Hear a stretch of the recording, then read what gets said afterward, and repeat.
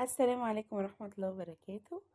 ازيكم يا حبايبي؟ عاملين ايه؟ يا رب تكونوا كويسين وبخير وبصحة وسلامة يا رب. وحشتوني جدا من الفيديو اللي فات، معلش اذا كنت اتأخرت عليكم.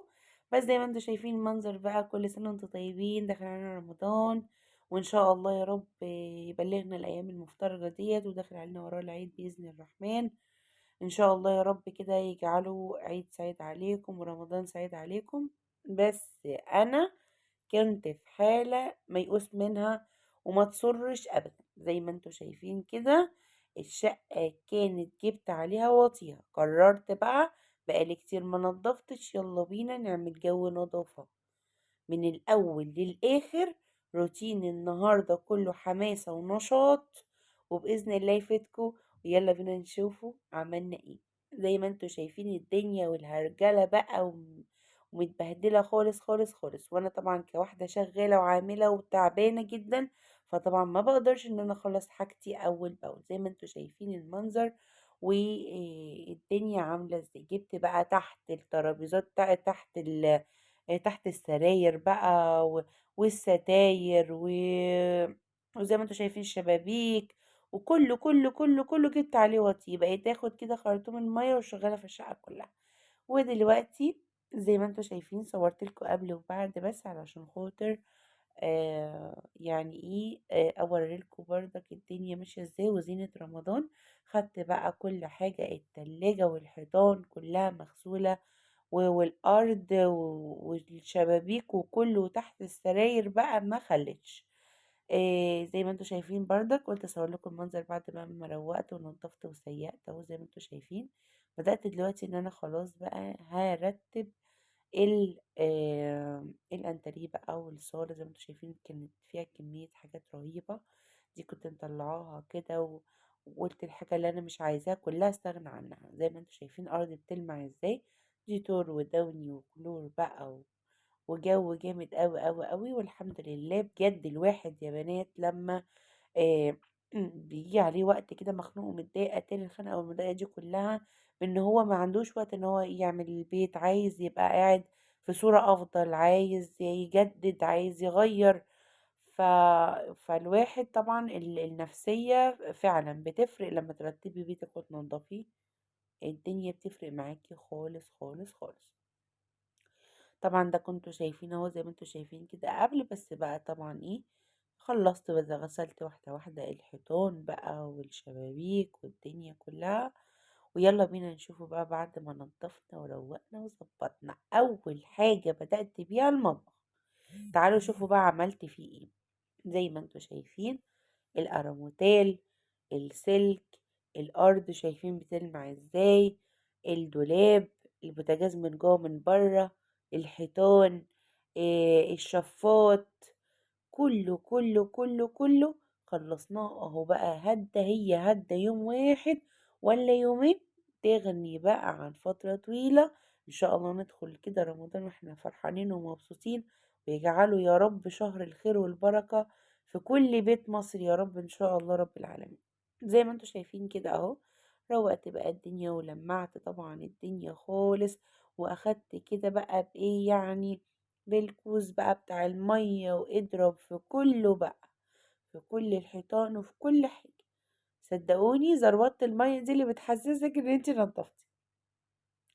إيه الدواليب كمان، اخدت كمان الطقم التوابل كله ده غسل بقى واتحط فيه توابل كتيرة استقبالا وترحيبا بالشهر المبارك الفضيل، يا رب يجعله سعيد علينا. بدأت بقى طبعا الجزء اللي تحت ده كله حطيت فيه المخللات بقى والسمنة دي اللي انا عملتها على ايديا. والحاجات بقى اللي فوق بقى التسالي، طبعا فضيت الرف الاول عشان فيه مفاجأة في الفيديو.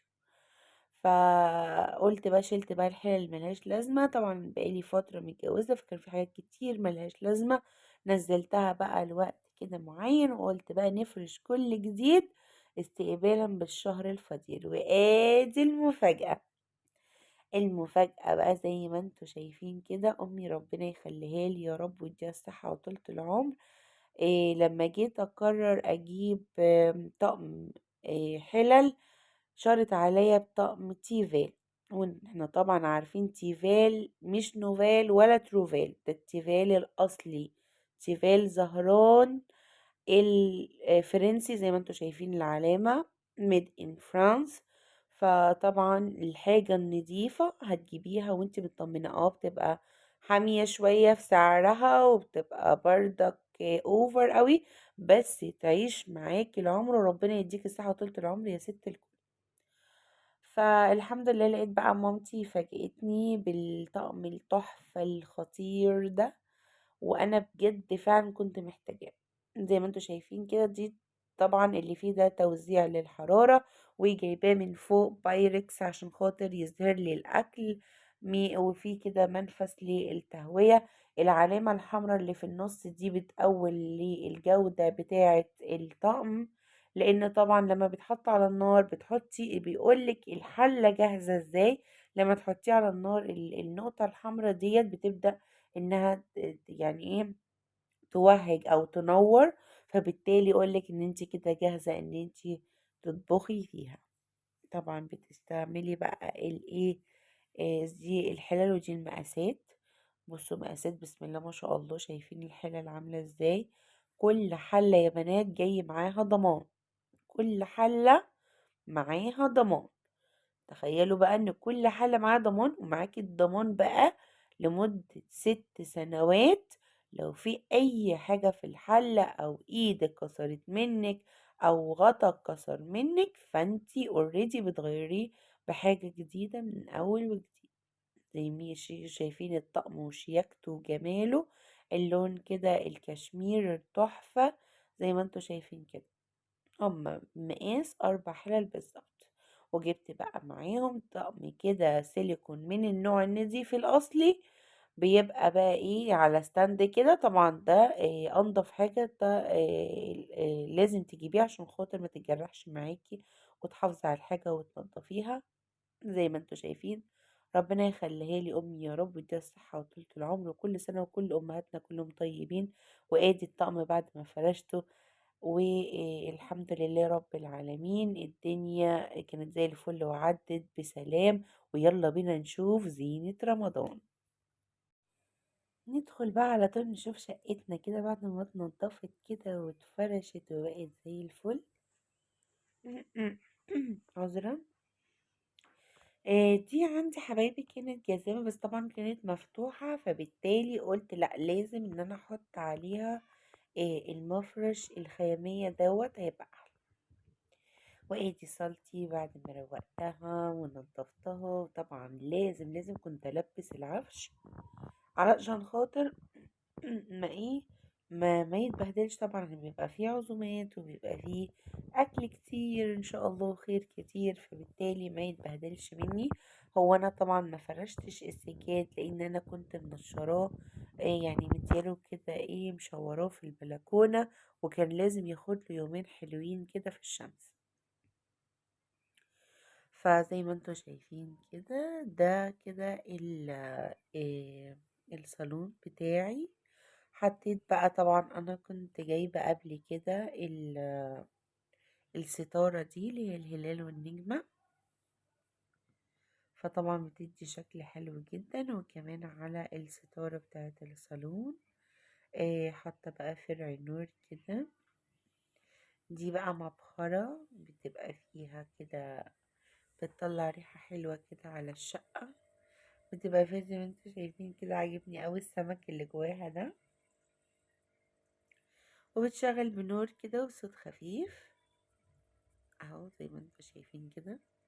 انا كانت عاجباني اوي، فضلت اصور لكم فيها. وادي شقتي من الواجهة التانية اهو.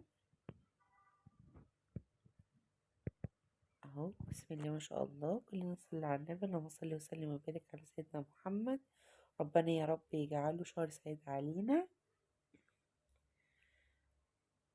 ودي طبعا كنا الفرع النور دوت حاطينه على الستارة وقرص الشمس ده.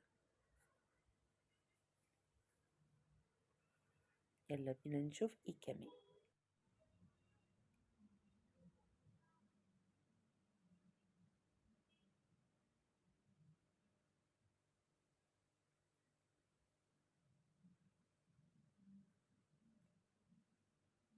الكفر بتاع الانتريه دوت كمان بيحمي جدا الانتريه من اي حاجة، خاصة ان انا القماشة بتاعتي غيرتها للون فاتح،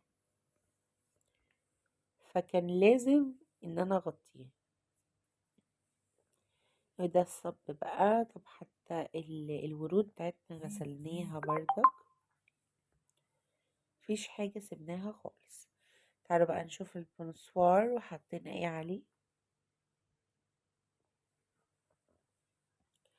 طبعا الموبيليا كلها بقى يعني اتغسلت، ما يعتبرش اتمسح، هي اتغسلت. وحوي يا وحوي رمضان جه. ده كان جايلي يعني جيفتس كده من واحدة زميلتي، ربنا يبارك لي فيها يا رب، علشان خاطر رمضان كان جايلي هدية اهو. حطيت بقى البونسوار كده فنانيس وبكار، ويلا بينا ندخل على الأوضة بقى التحفة اللي هي أوضة الليفينج. بصوا، نورتها من كل حتة، ما كنتش مخلية حاجة مش عايزة تنور، ما فيهاش حاجة مش بتنور اهو. زي ما انتوا شايفين كده علقت فيها الزينة. خلي بالكم ما بنستمتعش ولا بنتمتع غير بالزينة اللي هي بتبقى متعلقة دي لفوق للسقف. ولبست بقى الكوشنز بتاعتي اهي، المخدات، وحطيت بقى مفرش الخيامية الجديد اللي جبناه والفانوس. وده فوانيس رمضان انا كنت طبعا جايباها فوانيس قماش. وفرع النور ده كان طويل جدا، وفرع تاني اهوت من الناحية التانية زي ما انتوا شايفين.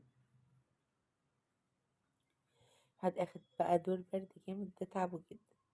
وعملت بقى الستارة الخيامية التحفة ديت عشان اكننا كده ايه، قاعدين في خيمة. ورمضان كريم عليكم، ورمضان سعيد عليكم يا رب. زي ما انتوا شايفين انا كده معتمدة على الفلاش بتاع الفون بتاعي. هولع بقى النور.